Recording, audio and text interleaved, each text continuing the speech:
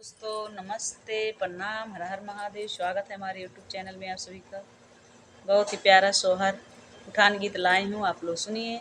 अच्छा लगे तो प्यारा प्यारा मीठा मीठा कमेंट जरूर करिएगा, लाइक सब्सक्राइब शेयर जरूर कीजिएगा, फुल वॉच करके सुनिएगा। आइए सुनाते हैं। अगने में ठाढ़ी हो सासु ते बहुवरी अरज करें, बहुवरी अरज करें हो। सासु भोरवा सापन एक देखली जवन बड़ा नेवल हो। सासु भोरवा सापन एक देखली जवन बड़ा नेवल हो। लुटुरी लुटुरी दूनौ जंघिया अगन मोरे आए, अगन मोरे आए हो।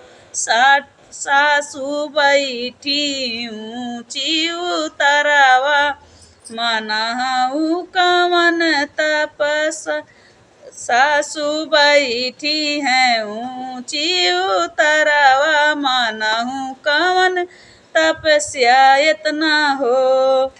सासु बैठी हैं ऊँचे ऊपरवा मानहु कवन तपस्या हो।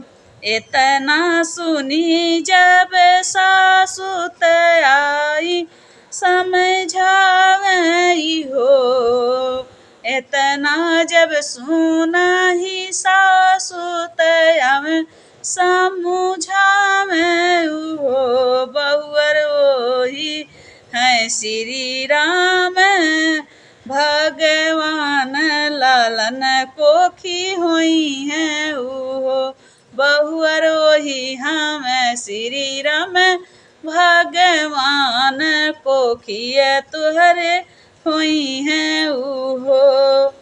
अगने में ठाढ़ी हो सासु ते बहुवरी अरज करें, बहुवरी अरज करें हो। सासु भोरवा सापन एक देखली जवन बड़ा नेवल हो। सासु भोरवा सापन एक देखली जवन बड़ा नेवल हो।